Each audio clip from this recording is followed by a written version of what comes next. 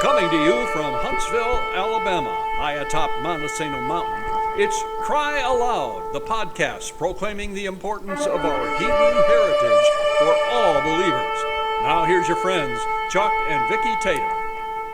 Shalom, everyone, and welcome to our program. Hope you're having a blessed day. Well, in the last program, Vicki, we talked about we brought people up to date, brought them up to a point where really the first 20 years of our walk with the Lord, something happened, and I'm going to let Vicki kind of pick up on this because she was involved in media and radio, and that was our daily life, and she became very good at it, and so she had the opportunity to go a lot of places and do production.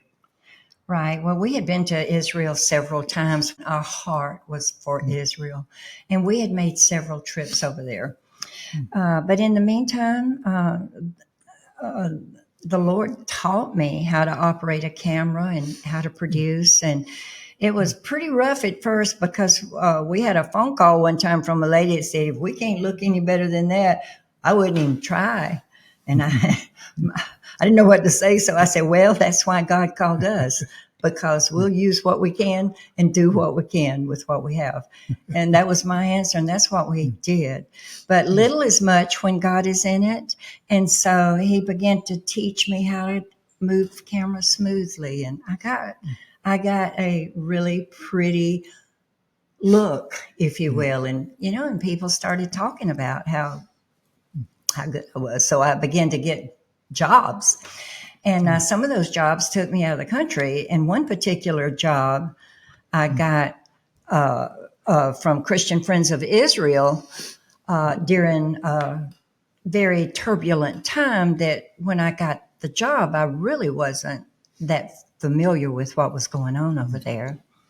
Well, what was going on, this was roughly 2005. So we're about 20 years into our ministry at this point. And many of you recall, because something that's going on right now. The consequence of what was going on. Back in 2005. And that's 2005. When Israel unilaterally gave up control of the Gaza Strip. Right.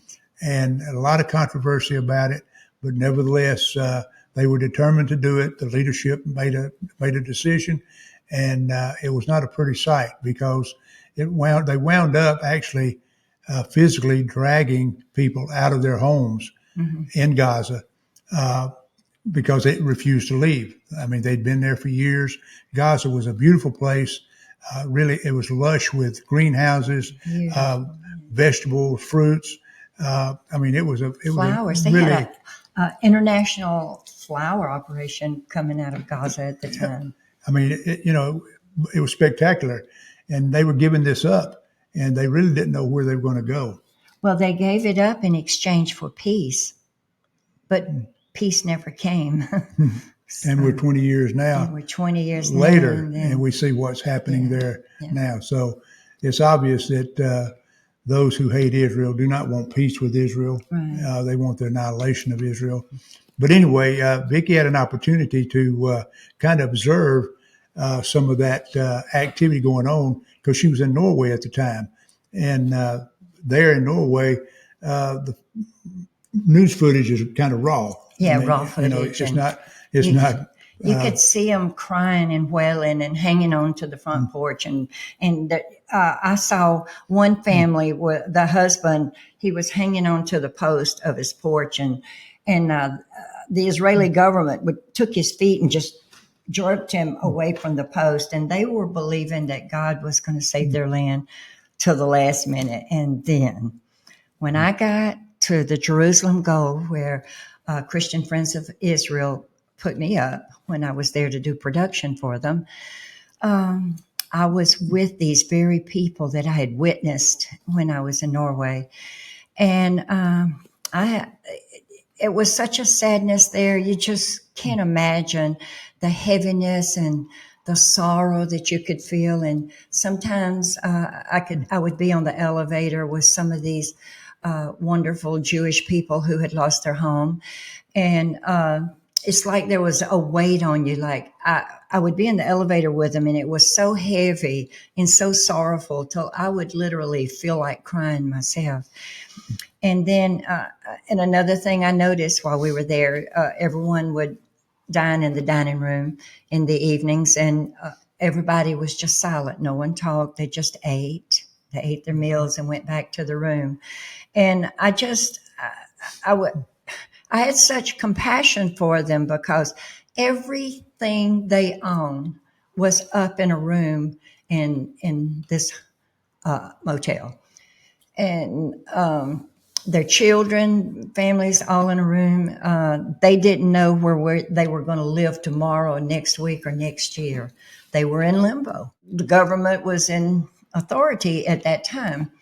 And it was sad. It was just a sad time. And I had a friend with me that helped me carry equipment around and things like that. And one morning I woke up and there was a loud noise going on outside.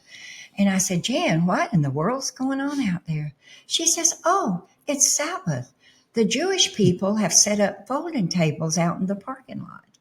So I walk over and look out the window. We were about 7 floors up.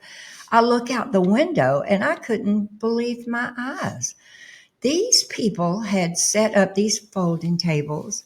I don't know how they found them, digging in closets and under beds and whatever to pull all this stuff together. But they had beautiful tablecloths on these tables. They had fresh flowers. They had candelabras set up, lit. Music was playing.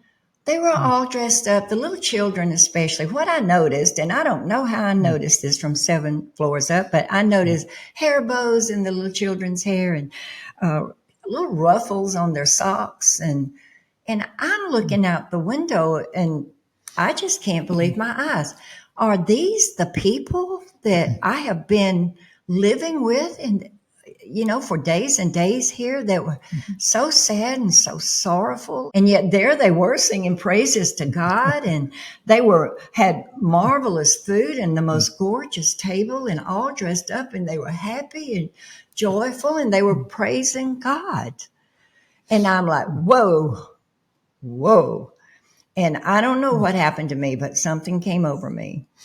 And when it did, I didn't fall. I didn't get down on my knees. It's like my legs weakened and I dropped to the floor. And I began to cry and I said, oh, God, I get it. I get it. I understand. I know why your Sabbath is so valuable and important. And then I remembered something I'd heard a while back that said the Jews didn't keep Sabbath. The Sabbath kept the Jews. But I don't know. I guess if you had asked me at that moment, I could not have articulated what I got. But I think what I got was the heart of God, that he gave us this gift that had such a blessing attached to that day. And if you committed and received the gift that God gave us and kept it, he would reward us and see us through and keep us together during these hard times. It kept, you have your family over and you do, it only has one command to that, and that is to rest. That's it. Cook a big meal if you want to. If you don't want to, take a nap. It's your day. Don't do the things that you do all the rest of the week. You need this day to stay in touch with God, to keep your family in a unit. Now I understand it. Yeah, Vicky I got it.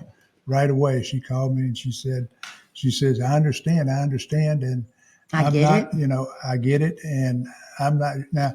A little back up just a little bit. I mean, prior to this event, she'd already been talking about, we need to find someone who keeps the true Sabbath. After this event, she calls me from Israel and she says, look, I'm not going to go to another church. I'm not playing around with this anymore until we find somebody that keeps the real Sabbath.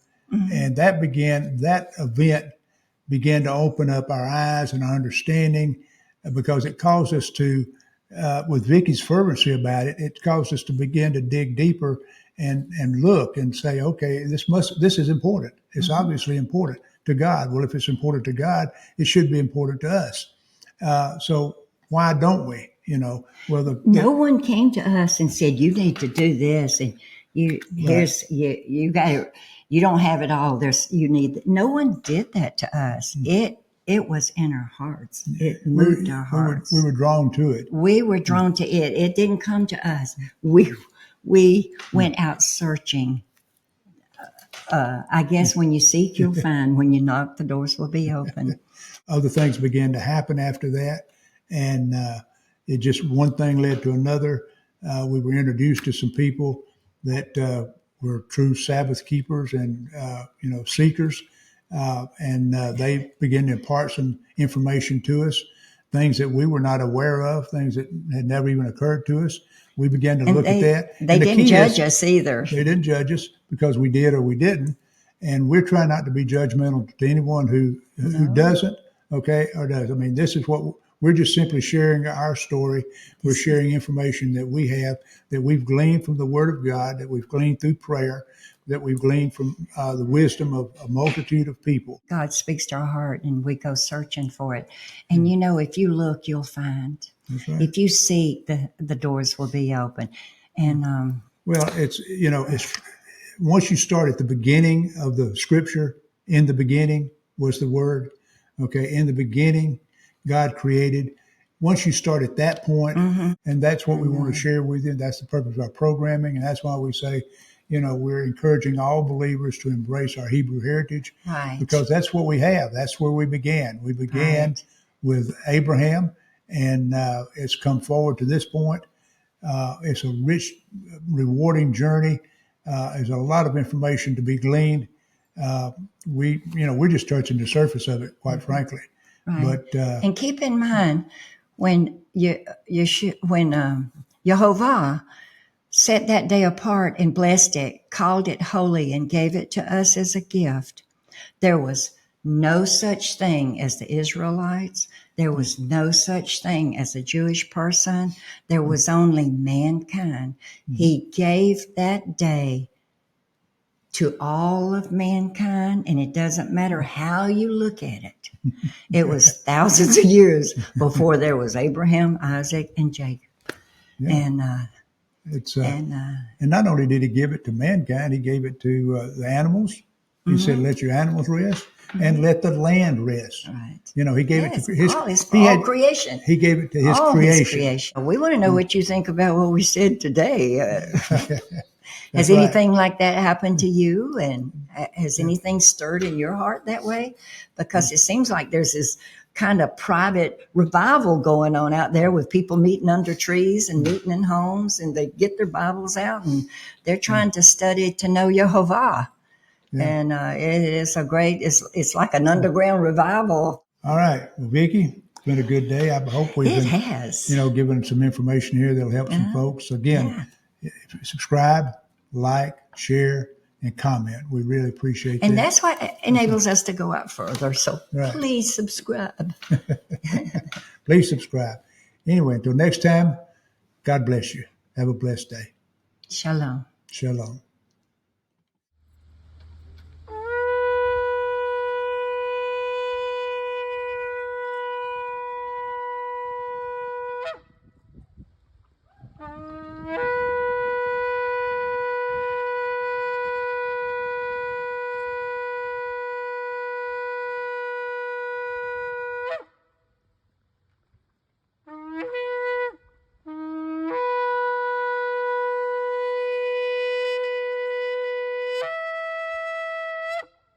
Yehovah bless you and keep you. Yehovah make his face shine upon you and be gracious to you. Yehovah turn to you, lift up his countenance upon you, and give you shalom. Shalom, shalom.